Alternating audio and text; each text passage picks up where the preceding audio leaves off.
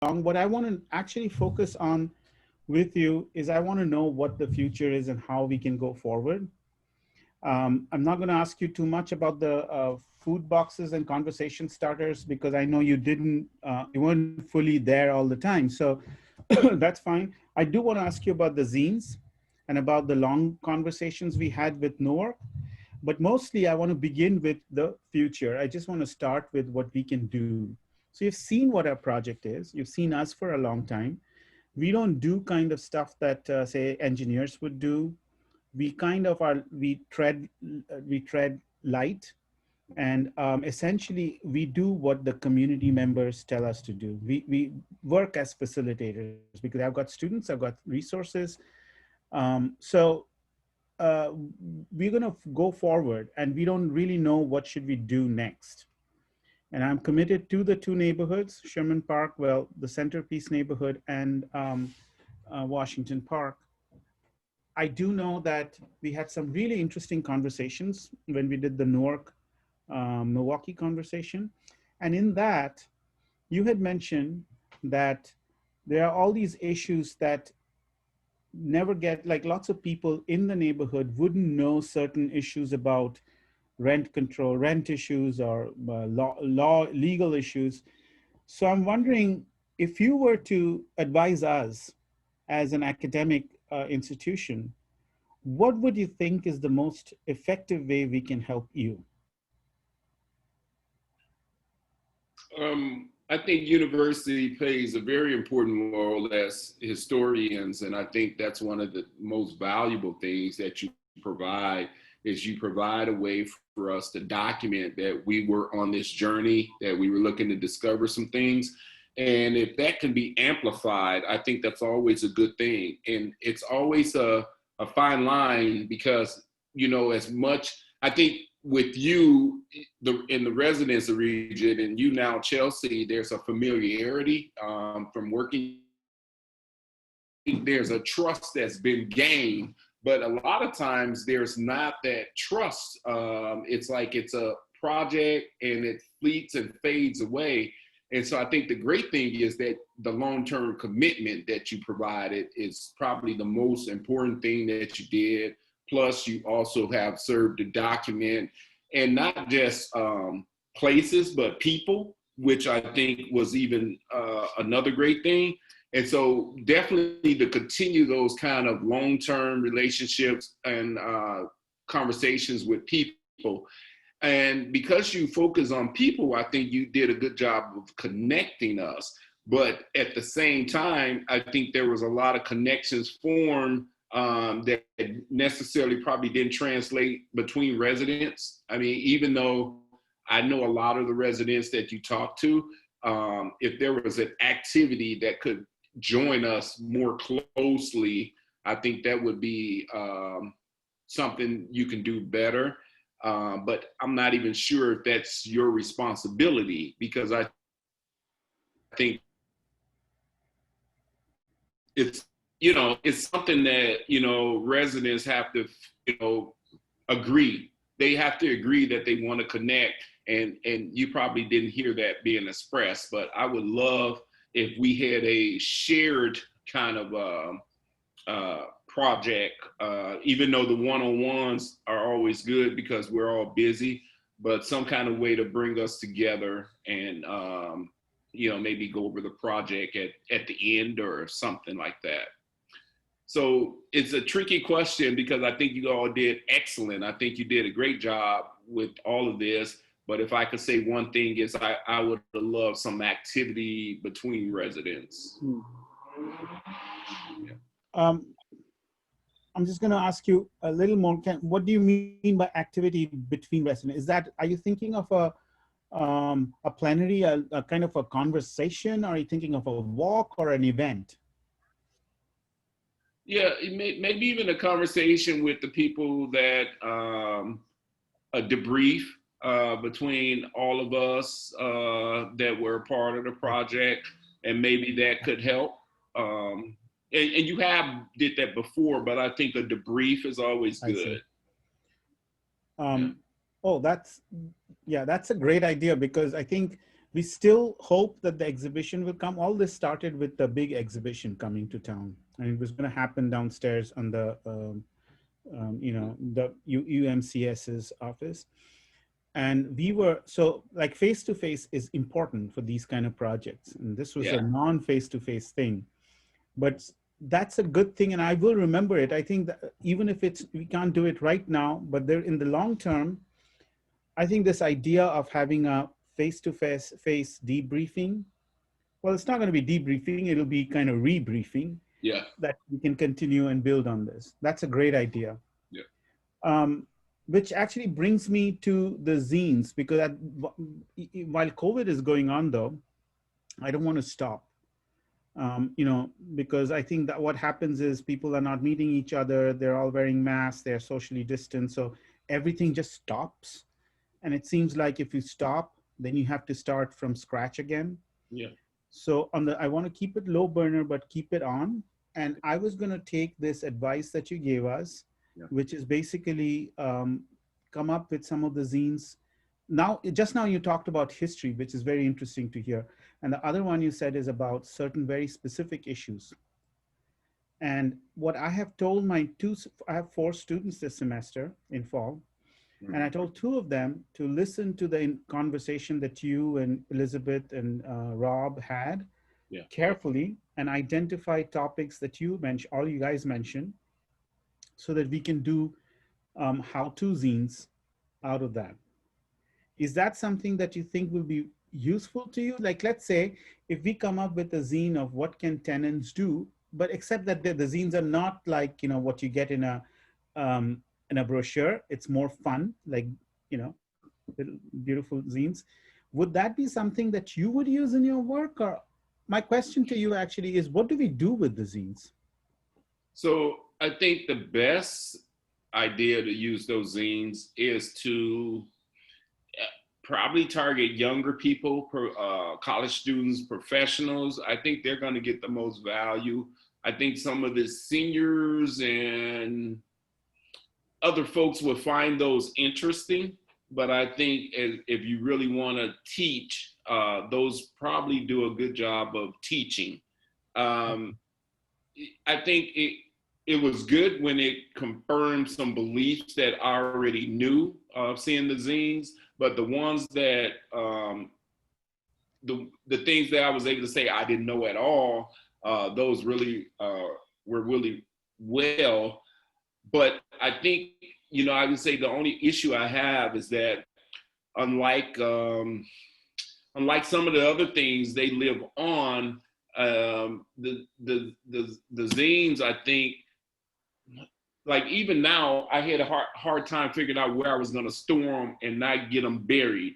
I didn't want them to become an afterthought. If I if I leave them on the table, my grandkids probably will rip them up. But if I pack them away, I may not revisit them. So even a way to store them, bind them, would be really good, so that they can, I guess, live forward. Because I was making them inside of a binder and just maybe paper clipping them so that you can use them as a story. It's nice if you give it to someone, but I always think about, you give it to someone and then they don't do anything with it. So maybe there's a companion PDF document that then makes it easier to distribute to neighborhood residents and other folks. You would lose some of the graphics and all of that kind of stuff. But I think if there was a way to, because a nonprofit or community group is probably not going to want to try to duplicate those zines in color. They're in the format that they're in, they're not easily printable. So I think if there was a way that there was a companion like handout, or, now I guess that's old school, because I think you've done one step up if you made them available online. So I think that's where, I would say that nonprofits are probably lacking. Some are ahead of the curve, but I think embracing the internet and cloud storage and archiving it and pointing there, I would say there's still a disconnect on how nonprofits share information. We're still stuck thinking that we can share it face to face, and we're in a new reality where we may not be face to face as much. That's right. Yeah. So, I'm trying to think, paper is good, but I wonder if it was, even like a texting campaign might be good, where all of a sudden it's like, hey, this is UWBLC school. Check out this archive of information, and maybe you reference, maybe it's a shareable link that says, Lamont recommended you would be interested in this information. Click on the URL and you'll get there. But some kind of way to connect it to the internet might even be better than paper. Yeah. I wanted to show you what we did with the zines also. This is another thing that we might actually need help from people in the community, but we actually, I'm going to share screen so you can see it. Okay. Okay, so this is our BLC program Instagram page. Okay. And I'm just going to take an example. This is something that we shared. This is the Our Next Generation zine. We Instagrammed it. And, basically it goes as a story. But again, our problem was not making the zines. It was about how to distribute the zines and who to send it to. And you're right about age groups thinking of it differently and so on. So I feel like we'll keep trying. At some point, we'll have to figure, we need to team up with an institution. Imagine like we can create a bunch of zines, but who cares? But if it's an institution such as, let's say UMCS, who's saying like, we need these things. Can you print out 20 of those and give it to us so we can then give it out? I think that's the sweet spot we are looking for and aiming for. And, and I was just thinking, even with the, that I've said, that maybe the zines could have been, maybe, I know it's a lot of work, but maybe we would have profiled them in they could have been presented, and then maybe all of the residents could have been on the same call and then kind of had a dialogue about it. That could have probably been a good thing. And then that could have been that connectivity I'm talking about between residents, and maybe some, because sometimes, they get artistic and you say, well, I understand, but then I think there's a two-way street, like the duplex. Someone who's a senior in the community may have introduced another use for it that the student couldn't find, and says, well, when I was younger, we also did this. This was where the stories. So I think that kind of interplay would be really nice in the future. But I love the zines. I think those, you gotta, do those again, because those are really probably a hit.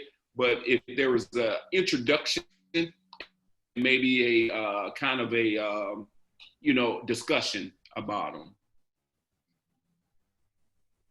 That's a great idea. So basically what you're saying is the zine is just a conversation starter. You bring people together, and around that we begin to have conversations.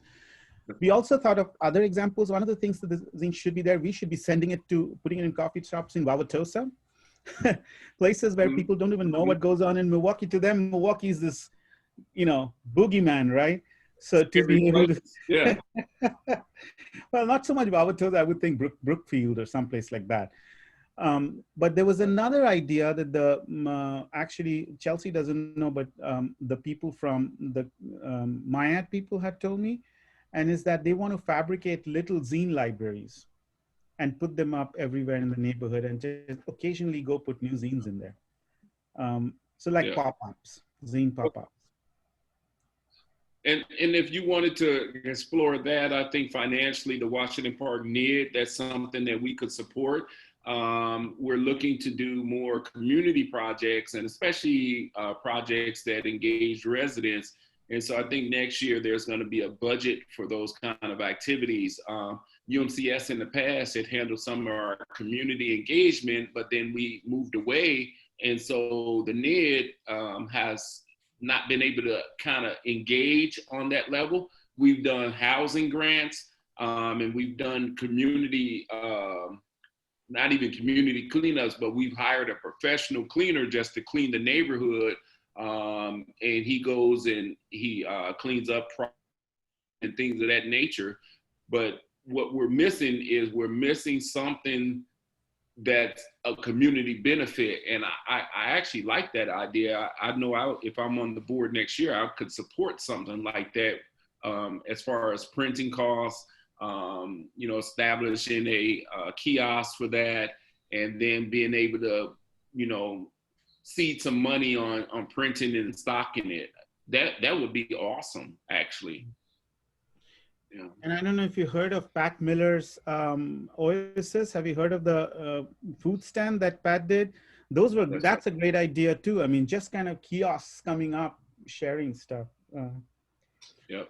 So, Kelsey, is there any question that you have which I've kind of missed? Well, I just kind of want to join the conversation and talk about building on what Lamont's thinking, where people kind of come together at the start of this and review the zine ideas.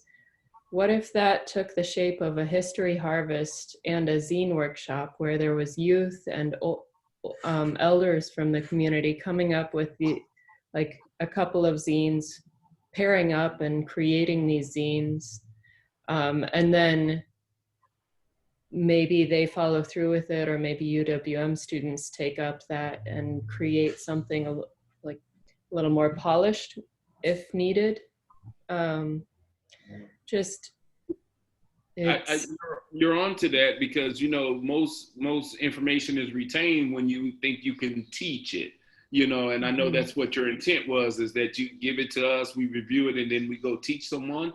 So I think that's not saying force, but I think that's the connectivity that at least once there was some sharing of information, and it wasn't just up to me as an individual to do it, that there was actually shared learning as a collective. Yeah.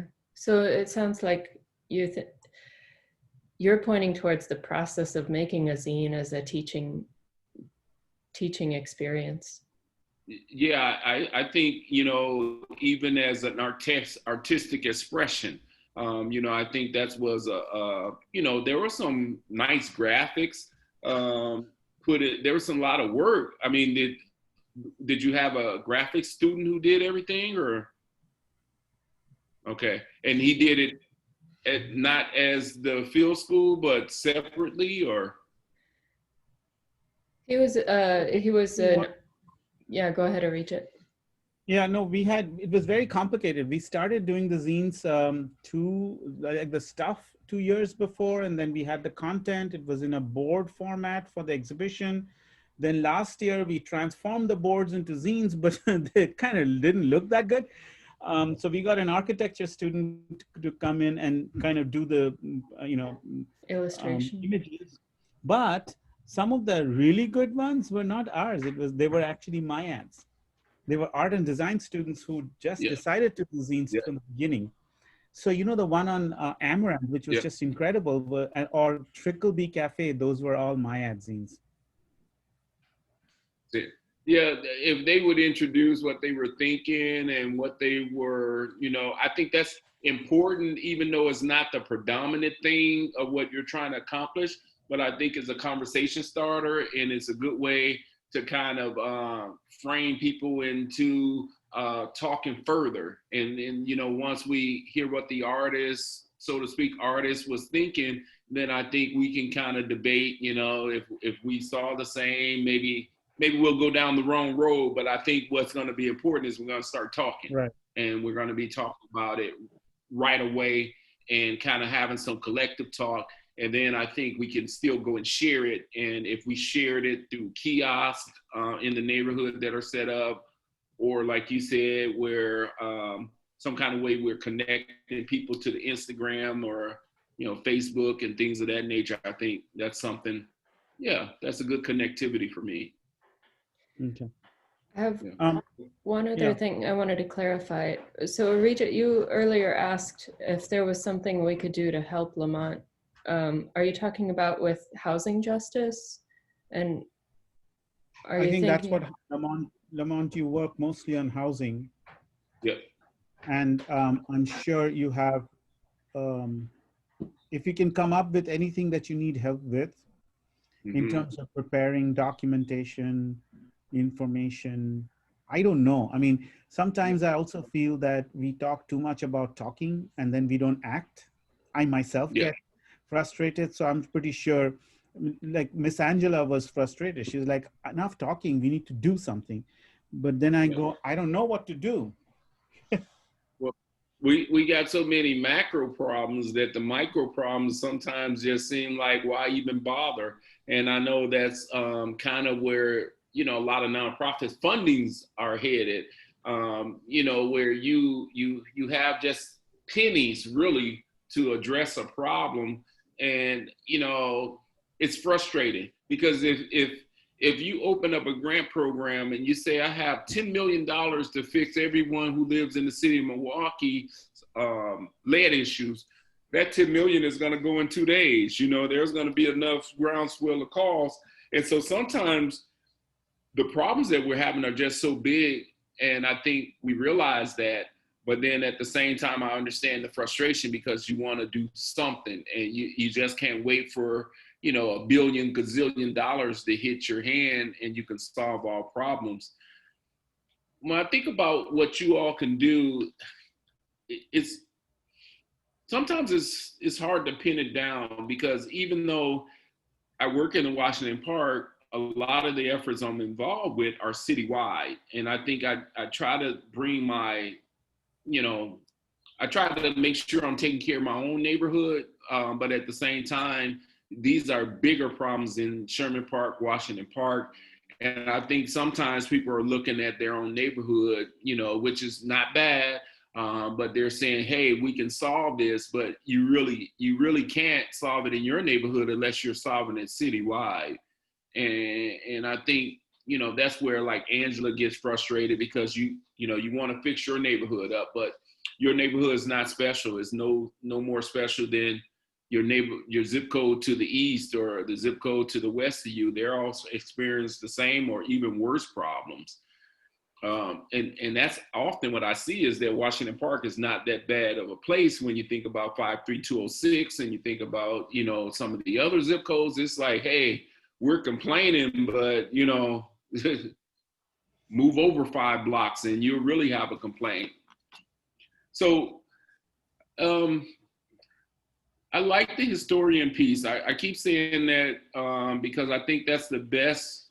That's the thing we lose.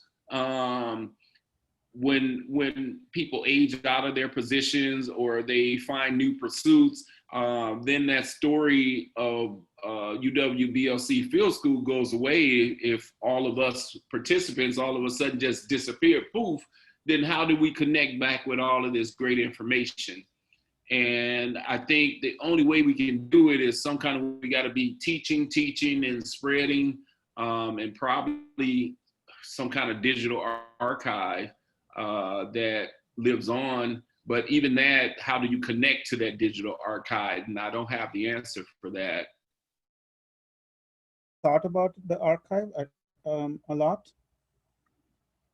I, I'm always worried about that, the loss of institutional knowledge. I think that's the biggest fear in my nonprofit life, is that you always want someone who can tell the story of how things used to be, even though things are moving forward. Because I think the problem with America is that same problem, is that sometimes we lose the people who can tell you how things used to be, and we think that those problems don't exist, or that even like with the youth, there's the best example I can tell you is I read a magazine article, and I forget, it might have been Urban Milwaukee, and it was right when we were in the middle of the unrest, and Frank Nitti and some of the activists were,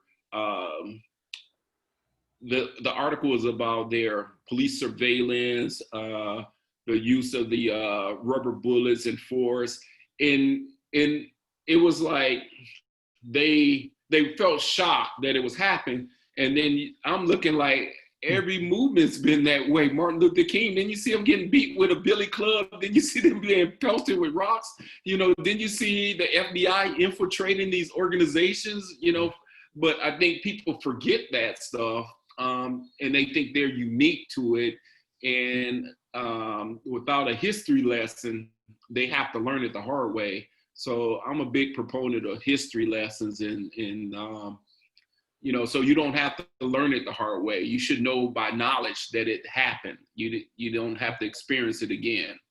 Yeah. Yeah.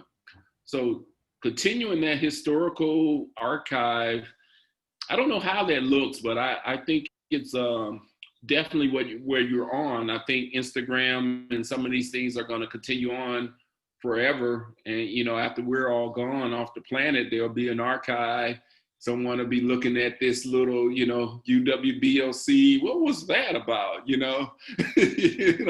So that's the great thing. maybe it's a book. I don't know. Sometimes even a book, maybe a book about the zines, or some kind of way to bind them or something would be another way, even though it's going to get dusty on the shelf of one particular person. So I'm not, I'll throw that out, but nah, I would prefer that there was a way it can be printed and distributed, like the kiosk. And also, I think for younger people, like you showed me the one for ONG, they are like that. That was almost like a commercial, and for young people who are like 9, 12, they don't know about magazines and the importance of magazines. So that's kind of a new introduction to them, that there used to be paper that we used to look, they don't understand reading the newspaper and stuff like that. That's so foreign. It's all online. And I have to remember that sometimes, that there's people who don't touch paper at all being born right now, and they're never going to read any paper. It's all on the computer. So I want to move to the final thing, which is basically the online conversations that we had. It seems like that impacted Newark a lot. Newark is coming up with a series of classes. They're using these conversations to begin to have classes in, I think, 5 or 6 universities to talk about this with their community members as well as students. I'm wondering what you thought of the conversation you were part of. I see that you were there and you came for another one. I think the last one you were there. Yeah, I wish I could have joined all 4. I think they were very engaging, very energetic, unlike some conversations. There's just not this energy there that says, oh, this is a good conversation. And it was so good that both sessions I felt like just flew past. I felt like easily it could have been an hour and a half. It could have probably dragged out to 2 hours, but I enjoyed that it wasn't so belabored that you start thinking about other things you could be doing on a Saturday. It was a nice stimulation for a Saturday conversation or Saturday morning. They just felt good. If that's the best I'll say that. They felt good. Well, the reason we did that is exactly what you said, is somehow neighborhoods gives us a false sense of community. It's like, does Washington Park boundary end and suddenly people change in Sherman Park? It doesn't work that way. And we have also in our work, because we work with Washington Park and Sherman Park, we have found that there are things going on in one block, and then there's a block right next door and they don't know what's going on. That's right. And it seems to me that even with Milwaukee, if Milwaukee looks at what Newark does, you begin to see it just opens up your horizons in various different ways. And so do you think that kind of conversation, even with people in different neighborhoods, would be something that would be worth it? So what we did with Newark and Milwaukee, we do with Washington Park and Metcalf Park. Well, Yes, and you know, I think you hit it on the head that there's this kind of, this is my neighborhood's problem and it's not the same as yours, so we're not going to talk about it. You know, I'm in a lot of different work groups across the city, and it's terrible how one is doing one thing and we don't hear about it. Like I've been in a collective exploring co-op housing, Washington Park, Sherman Park representatives have been invited, but then I'm also on Take Root, which is coordinated by UITA, and I had no idea, being a Take Root member, that UITA was working with Walnut Way on a similar co-op series. And so now we're at this crossroads where we're saying, hey, we should be talking. And then there's a land trust group that's also working in Metcalf and Amani, who's not in those other conversations. So you got three different areas, at least three, probably about 6 or 7 or 8, who are working on this cooperative space conversation, and never even talked to each other, haven't even had a conversation. Similar to a coalition I'm with, Reclaiming Our Neighborhoods, that's focused on spring and fall surveying of the housing stock. There is a lot of sharing that goes on, but you know, Metcalf Park has chosen not to be a part of that. Dominican Center is not being a part of that, but they're doing surveys. And so there's this territorial thing that has persisted in Milwaukee so long that, you know, I don't know how to get over that, because I'm an open book. You know, if there's somebody who needs help, I would love to help them. For instance, tomorrow, Walnut Way is looking at a neighborhood improvement district. They've been springing up, but they really haven't engaged with each other. And the neighborhood improvement districts are really a frustration with city lack of resources, where you're seeing residents creating petitions to create this neighborhood improvement district so that they can tax themselves and then use that money for improvements. And so when Washington Park did ours about, how many years ago? It probably was about 2010 or 11, I think, when we petitioned, and probably went in place around 2012. But we were number 3, though technically there was one who had been dissolved by that time, and the other one just was downtown Cathedral Square. And we were the first real one that was in a neighborhood, but now I think they're up to like 14 or 15. And the city, you know, has a bid mid resource fair for bid district and mid districts, but they don't do a good job of connecting us to each other, that we're in this shared fight. And I just wish it was better. I just think the lack of scarcity of funds really paralyzes nonprofits to thinking that they can do it, that they have to compete, when the reality is we need to come together and really all together collectively say we need more money. There's not enough money. We're all united. Give us, no, that 4 million you got for 30 neighborhoods is not enough. We need 10 million. We need 12 million. So yes, we need that. So you're even doing it your way, just with the connected neighborhoods, I think is a good thing, because you know, I was excited to people that you profiled, even though I didn't know any of them. That I wanted that as a portrait of these awesome people that I have never met, and I really like that piece too. Yeah, there are incredibly large number of awesome people. Yep. And because we only go and talk to them, and that's our goal, that's what we do, we get to know incredible people. I mean, I don't think the city of Milwaukee or anyone knows all the incredible work that goes on. That's right. That's the grassroots. Yeah. Grassroots work. People who are unpaid, totally, not doing it because they get a salary for doing it, but just, hey, this is what I've always done. Yes. Extreme innovative answers to problems. Lots of interesting things that, you know, we don't know. We actually don't know, you know, planners don't know those answers. Yeah. And even when people are charged or paid to do it, I still think there was some great learning, because I love hearing about different things that Newark was doing that we hadn't done. And usually, you know, that's what we do, is we borrow great ideas from other parts of the country and bring it to your neighborhood. So any of that continuation is also an awesome thing. Yeah, I mean, yeah. I just want to share with you, and if you have time later on, but check this out. We did a story map, which is basically we used to take people out for a walk in Sherman Park and Yes. tell us, show us all the places that matter to you and why. And so this is a complete map of people talking about places which are not necessarily places that the city comes up with. Okay.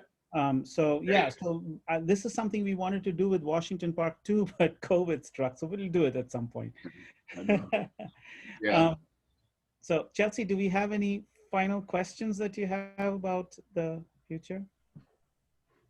No, I think that bringing community members to the table during the planning, during the review, we did that to a degree. But I think I've gained a lot of ideas about how we can make this like even more collaborative. And when we make the zine about Washington Park, we need to consult with you. The people and the places zine, it only covered that centerpiece neighborhood. We need to replicate that. Yeah, thank you. And I'll tell you, you know, on the flip side, you know, even though I say bring us together, I think sometimes our people only they don't want to plan it, but they just want to be brought in at the beginning just to endorse it. And then if they endorse it, then it's a good plan. I don't really want to do any of the work that you're going to do, but I need to endorse your plan before I tell you to go do the work. And that's important too. It's Yeah. super important. So Yeah. So don't count on them to do too much work, but just count on them to give you your blessing and go forth and do work, Chelsea, in the region. yeah. So basically that there is that student who's actually carefully listening to what you said and thinking of ideas. Yeah. She might have some questions. Sure. Should I get the questions and send it to you, or can she contact you directly? Would you be frank enough to tell her, hey, buzz off, I don't have time, and not get stressed about it? No, you know, for students and people, young folks who are learning, I always have time. I make time. I might brush off a professional and say, I don't have time for you, but we got to make time for the people who are learning and who are going to be our future leaders. So definitely she can call me directly, email me, however she wants to do it. Okay. Is there anything else you wanted to tell us which I didn't ask you? Anything that you... No, I think you did a good job of the whole process as always. And I just would say, I really can't improve on anything you did, because I thought it was an extremely well thought out project. I thought it was pretty comprehensive. I thought it was global. Even though we were in Newark, I thought this was a global kind of project. Sister cities, you know, are awesome things. And so I would love to see more zines, more sister city relationships, more inter-neighborhood conversations. And I think that's where you're already at. And so I would just say, keep doing what you're doing. And you're doing an awesome job for us. Thank you very much. Yeah, Thanks for serving as, you know, you guide us, and we are very thankful, and keep guiding us because we need you. So. Well, we need you as well. And Chelsea, I mean, this has been awesome over the years. It's been such a great relationship. And I can tell you honestly that I believe even the frustration that Angela feels, Angela is frustrated across many fronts. It's not just with the work that you do. She's frustrated with our neighborhood improvement district that she used to be a part of. She's frustrated with the aldermen. And I think you get to a certain age where you're entitled to be that, not to date her, but I think you get to a point where you can be tired, and I listen, you know, because your experiences is different than my experience. And I can't tell you, don't be frustrated, cool out. So I listen, but you know, that's all part of the whole community continuum that we have. You're gonna have some are forever optimistic like me, and you might have a forever pessimist, but I think we balance each other out.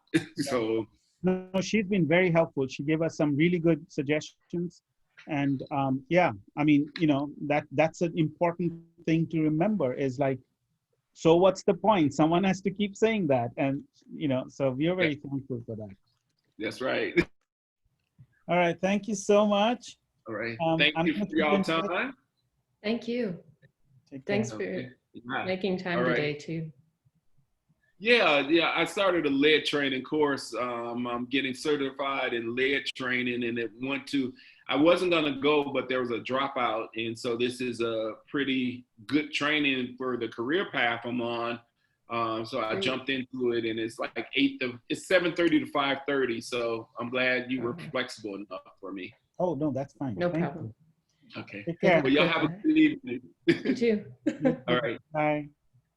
Bye-bye.